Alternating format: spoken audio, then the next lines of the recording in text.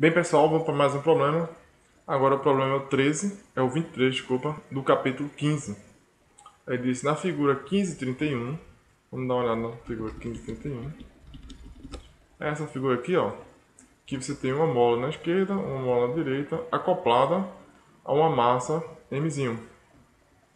Ok? Ele diz o seguinte, estão presas a um bloco que pode oscilar em um piso sem atrito. Se a mola da esquerda é retirada ou removida, o bloco oscila com a frequência de 30 Hz. Se a mola é removida da direita, o bloco oscila com a frequência de 45 Hz. Com que frequência o bloco oscila se as duas molas estão presentes? Okay? Vamos lá. Esse é o problema. Capítulo 15. O problema 23. Então, deixa eu desenhar aqui. Você tem uma parede, tem um bloco, massa M, e tem duas molas acopladas aqui a ele, K1, K2. Aqui não tem atrito, sem atrito. Okay. O que é que acontece? Qual as informações do problema, né? Ele apenas dá, diz o seguinte, se, né,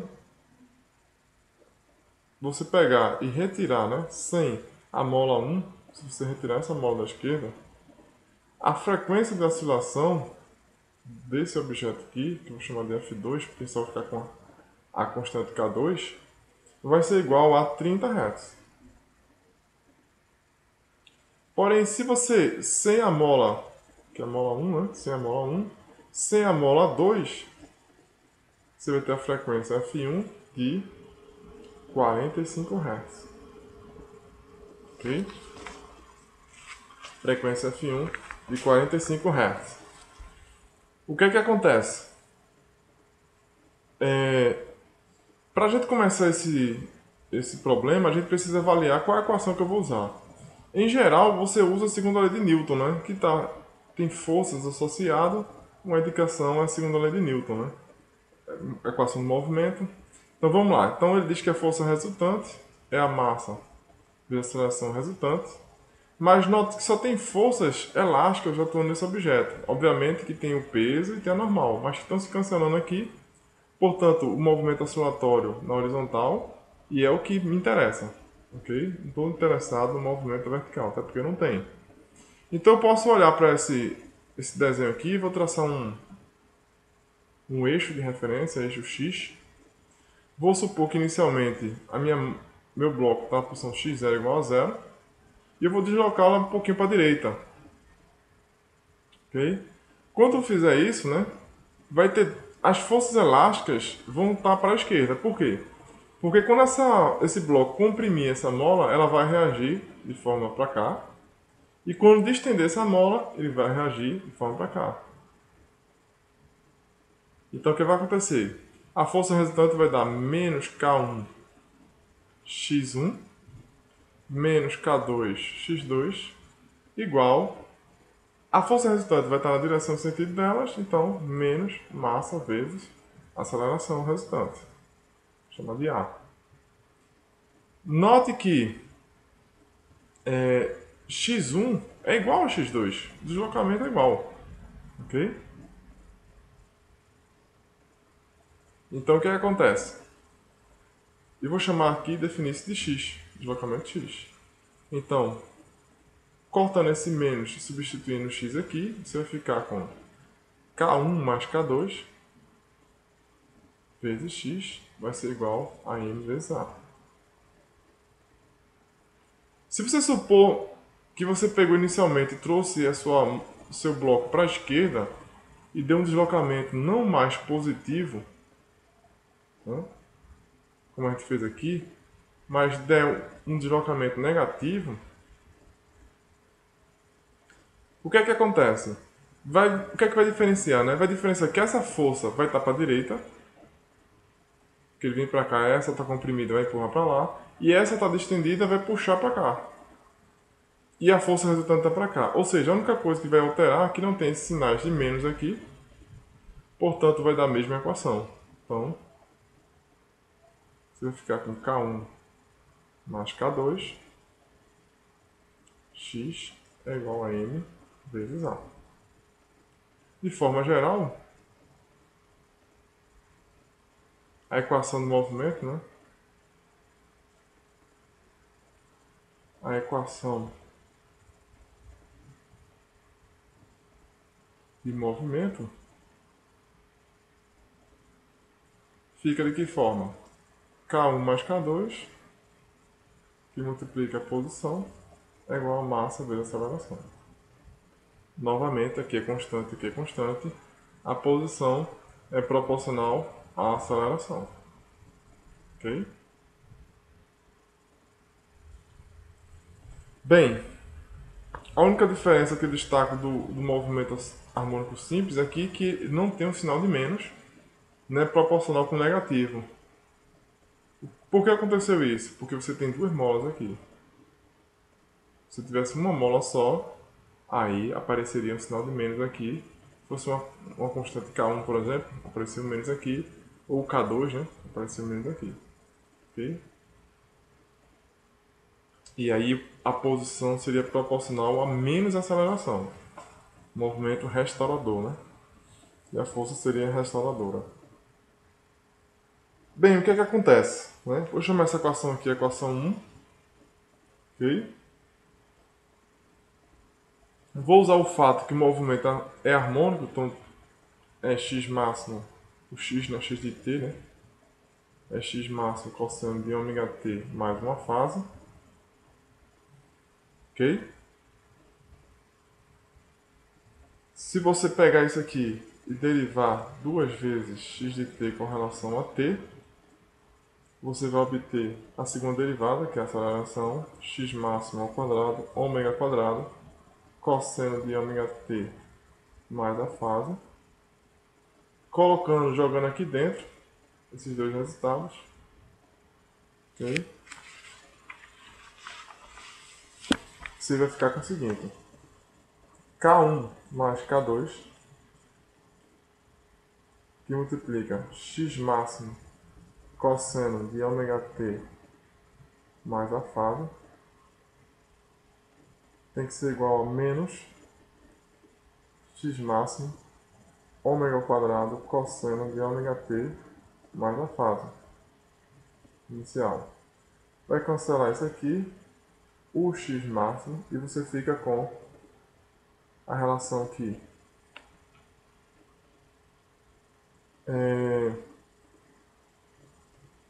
Ômega ao quadrado, na verdade não é ômega, faltou o fator de massa aqui, tem a massa aqui, do lado da aceleração, então tem o fator de massa aqui, então fica m ômega ao quadrado, na verdade, tem que ser igual a K1 mais K2, ok? Lembre-se,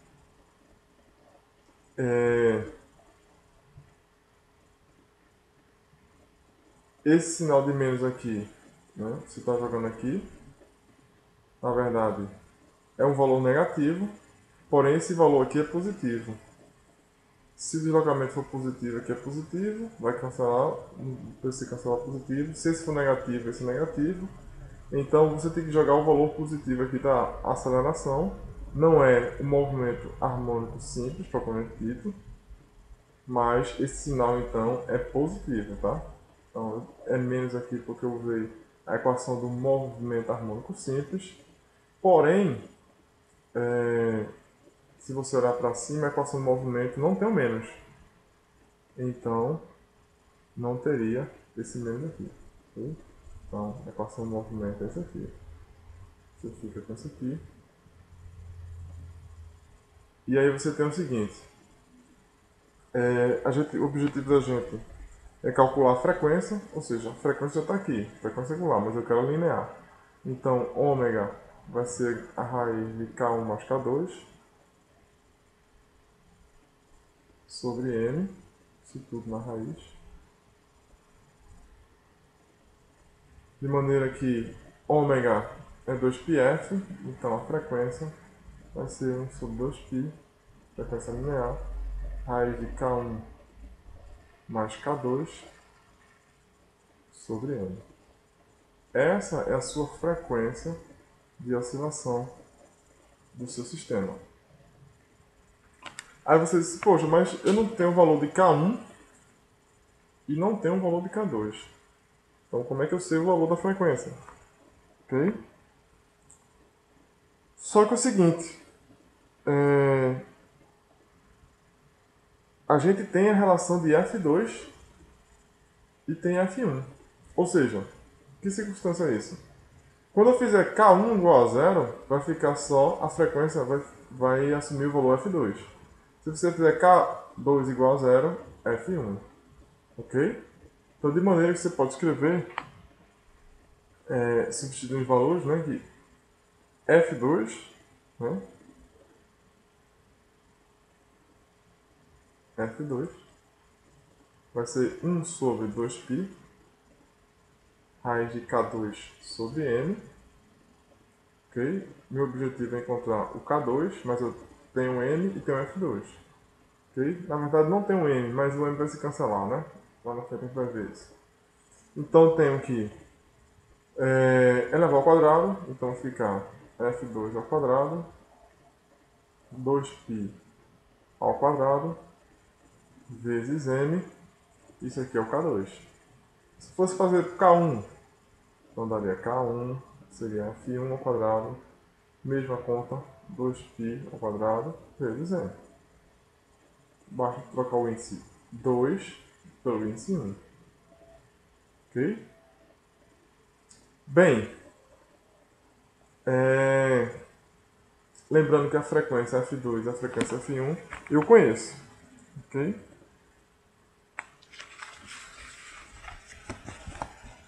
De maneira que, se você jogar na equação, esses dois valores lá na equação, você vai ficar com o seguinte. A frequência vai ser igual a 1 sobre 2π, raiz de K1 mais K2. Então, F2 ao quadrado, 2π ao quadrado vezes M, mais F2 ao quadrado, F1 ao quadrado, 2π ao quadrado vezes M. E isso tudo divide N. Ok? Só dar uma sacada lá em cima, aqui K1 mais K2 sobre M. Bem, esse M cancela, e você fica, a frequência vai ser 1 sobre 2π, raiz de... Esse 2π aqui sai da equação, é evidência aqui, e sai da equação, então fica 2π fora. E dentro fica frequência F1 ao quadrado mais frequência F2 ao quadrado. Ok? De maneira que isso aqui cancela. Ou seja, a sua frequência fica a raiz de F1 ao quadrado mais F2 ao quadrado. Ok? Substituindo os valores, aqui vai ser igual, não importa a ordem, mas um vai ser 30 ao quadrado, o outro é 45 ao quadrado. Se você calcular isso aí, a sua frequência de oscilação vai dar exatamente 54 Hz. Ok? 54 Hz. Note, dessa equação aqui, o problema já acabou, mas você poderia ver que a frequência é como se fosse o quadrado.